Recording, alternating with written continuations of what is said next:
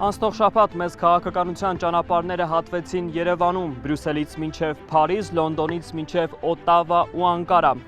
Այս հասցեն մի քանի օր շարունակ վերածվել էր դիվանագիտական խաչմերուկի, որտեղ յուրաքանչյուր ձեռք սեղմում հաշվարկ էր, ամեն մի հայտարարություն քաղաքական ուղերձ։ Leaders from across Europe and elsewhere have been meeting in the Armenian capital Yerevan. Historic ally Armenia. The European Political Community Summit was held in Armenia. Մոտ 5 տասնյակ ղեկավարներ, 500 լրագրողներ, մեդիա ներկայացուցիչներ Երևանում մասնակցեցին, լուսաբանեցին Եվրոպայի ամենից քաղաքական, ամենից ինտրիգային ու ներկայացուցչական միջոցառումը Եվրոպական քաղաքական համայնքի 8-րդ գագաթնաժողովը։ Խաղաղության օրակարգ, անվտանգային մարտահրավերներ, ժողովրդավարական արժեքներ ու տարածաշրջանային ինտեգրացիա եւ համագործակցություն գլխավոր ուղերձները, որ հնչեցին Երևանից։ Հարատև խաղաղությունը, հարաբերությունների նորմալացումը եւ սահմանների բացումը ոչ միայն օգուտ կբերեն տարածաշրջանին, այլև կամրապնդեն կապերը եւ համագործակցությունն ավելի լայն եվրոպական տարածքում ու դրանից անդին։ Եթե մենք նայում ենք աշխարհագրությունը, ապա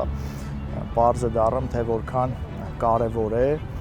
եւ այդ պետությունների համար այցը Հայաստանի Հանրապետություն, որը շատ ավելի ինքնիշխան է դարձել, որը կարողացել է ուղղել իր մեջքը եւ պատերազմից հետո ըստ էության ոչ թե կապիտուլյացիա է գնացել, ինչպես շատերը կցանկանային կամ թյուրիմացաբար կանխատեսում են, այլ հակառակը ավելի ամրապնդել իր ինքնիշխանությունը եւ բարձրացրել իր արժեքը միջազգային հանրության համար։ Գագաթնաժողովի կարևոր թեմաներից մեկը տարածաշրջանային կապուղիներն էին։ Եվրոպան լոգիստիկ ու էներգետիկ նոր երթուղիները փնտրում, նվազեցնելով կախվածությունները եւ մեծացնելով կապը կենտրոնական Ասիայի եւ Արևելքի հետ։ Այդ քննարկումների կենտրոնում նաեւ Հայաստանն էր իր խաղաղության խաչմերուկ նախաձեռնությամբ։ Երկարաժամկետ արդյունքների մեջ մի քանի այդպես դրույթ կամ ոլորտ պիտի առանձնացնենք, առաջինը իհարկե, որը նաև կարծում եմ մեր հասարակության համար շատ կարևորը, դա անվտանգությունն է։ Երկրորդ ուղղությունը իհարկե տնտեսությունն է եւ երրորդ ուղղությունը Հայաստանի ապաշրջափակման այդպես հնարավորություններն են։ Փակ դահլիճում բաց սահմանների ու նոր ճանապարհների մասին քննարկումները ստիպեցին ներկաներին կենտրոնանալ նաև խաղաղության օրակարգի վրա, որ խաղաղությունը անշրջելի է առաջին անգամ Երևանյան միջոցառմանը տեսակապով միացած Ադրբեջանի նախագահ եւս փաստարկեց։ Նման հարաբերություններն են, որ հենց բարձրացնում են ընդհանրապես աշխարհում պատերազմի քաղաքական գինը։ Եվ այս տեսանկյունից Հայաստանի անվտանգային այդպես համակարգի կարևոր բաղադրիչներից մեկը հենց այդ քաղաքական գինը բարձրացնելն եւ սա դրան նպաստող ամենակարևոր իրադարձություններից է։ Երևանյան հավաքի առանցքային դրվագներից էր ԵՄ անդամ չհանդիսացող Կանադայի վարչապետի մասնակցությունը։ Գլխավոր ինտրիգներից էր նաև առաջին անգամ Թուրքիայի փոխնախագահի այցը մեր երկիր։ Հայաստանը եւ Թուրքիան հենց այդ օրը Անի կամրջի վերականգնման վերաբերյալ փոխհմբռնման հուշագիր ստորագրեցին։ Միջազգային մամուլի գլխագրերում Ուկրաինայի նախագահ Զելենսկիի ժամանումն էր Երևան։ Զելենսկու այցը որպես եվրոպական համայնքի շատ կարևոր սուբյեկտի այս միջոցառման տեսանկյունից բավականին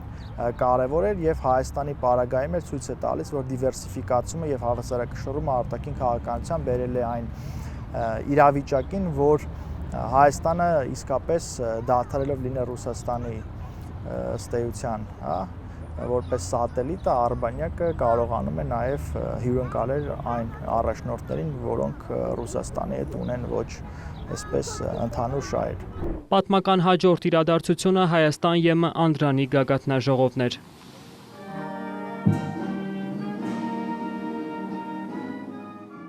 Ճշմարիտ է, սիրելի Նիկոլ, Հայաստանի աշխարհագրական դիրքը չի փոխվել, բայց դուք արմատապես փոխել եք ձեր երկրում տիրող պայմանները։ Ես ցանկանում եմ դրվատանքի խոսքեր ասել ժողովրդավարական, դիմակայուն եւ բարեկեցիկ Հայաստանի ձեր տեսլականի կապակցությամբ։ ԵՄ-ն պատրաստ է խորացնել հարաբերությունները Հայաստանի հետ, ընդունվեց Հայաստան-ԵՄ 44 կետանոց համատեղ հռչակագիրը։ Եվրոպական միությունը ունի շահը,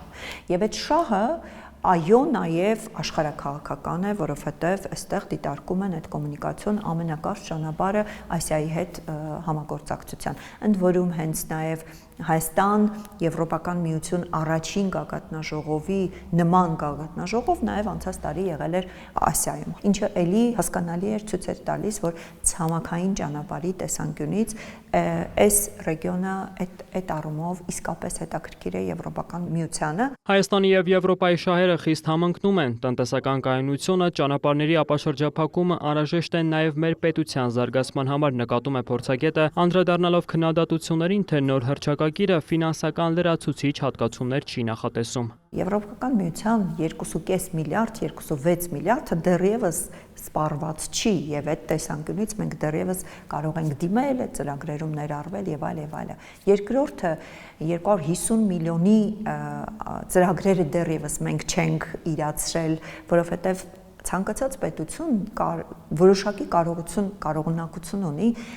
գումար յուրացնելու, որովհետև այդ գումարը դու պիտի ճիշտ տեղերում ներդրես, այդ գումարը պիտի նաև ճիշտ ծրագրերով իրականացնես, դրանք նաև ենթադրում են բյուրոկրատիա որոշակի փաստաթղթավորում եւ այլ, այսինքն այնպես չի, որ ուղղակի գումարը տալիս են դու ինչ ուզում անում ես եւ այլն։ Այս տեսանկյունից բնականաբար նոր ֆինանսական միջոցների մասին ուղղակի խոսք չէր կարող լինել, որովհետև այն ինչ որ հələ տրվել է, մենք դա դեռ չենք յուրացրել։ Այդուհանդերձ ԵՄ-ից հնչեց առանցքային ուղերձներից մեկը, արևելքն արևմուտքին կապող ամենակարճ ճանապարհն անցնում է Հայաստանով, ընդգծեց Եվրահանձնաժողովի նախագահը։ Եվրոպական կողմից եղան շեշտադրումներ, որ Հայաստանի Հանրապետությունում եվրոպական տարբեր կազմակերպություններ եւ ընկերություններ կարող են ներդրումներ անել, այս ամենը ցույց է տալիս, որ Հայաստանում անվտանգության շեմը բարձրացել է եւ այդ բոլոր ներդրումները հավելյալ բարձրացնելու են Հայաստանի Հանրապետության անվտանգության շեմը։ Հենց այս հայտարարությունը նաև շատ կարևոր շեշտադրում ուներ, որ Հայաստան ուղղակի աշխատուժ չի, Հայաստան ուղղակի էժան աշխատուժ չի, ինչպես ամբողջ աշխարհը սովորաբար այս ռեգիոնը դիտարկում է, պոստսովետական ռեգիոնը դիտարկում է, այլ Հայաստանը նաև ունի գիտական ներուժ, որտեղ կարող եք ունենալ գիտական ներդրումներ։ Հայաստան-Եվրամիություն համատեղ հայտարարությունը եւս հստակ կոչ է անում Եվրոպայի մասնավոր ընկերություններին ներդրումներ անել Հայաստանում։ Հայաստան-ԵՄ գագաթնաժողովին անմիջապես հաջորդեց Երևանյան երկխոսություն 3-րդ միջազգային համաժողովը, որն այս տարի ընդգրկվածությամբ թեմատիկ բազմազանությամբ առանձնացավ նաև Մակրոնի բացման ելույթով։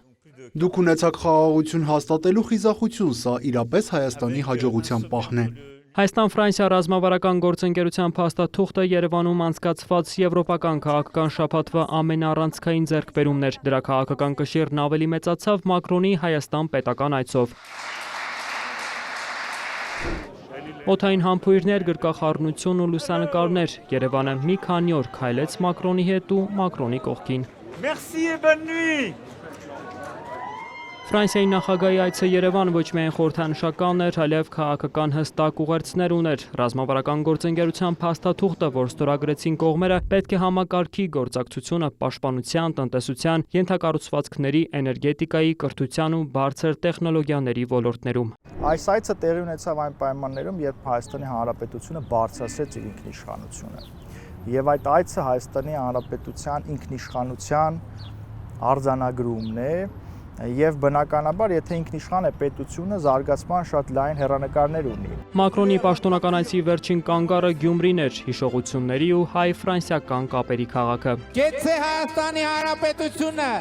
գեցե Ֆրանսիայի Հանրապետությունը եւ գեցե Էմանուել Մակրոնը։ Մոսյո Մակրոն։ Մեծ քաղաքականության ամենաաղմկոտ շաբաթն ավարտվեց, Երևանը վերադառնում է սովորական ռիթմին։ Բայց այն հարցերը, որոնք քննարկվեցին այս օրերին այստեղ, դեռ երկար շարունակելու են ազդել գլոբալ քաղաքականության վրա։ Վոլոդիա Մուշեղյան, Արտակ Գևորգյան, Աշոտ Խաչատրյան եւ Մուշեղ Մանվելյան, Կիրակնորյա լուրեր։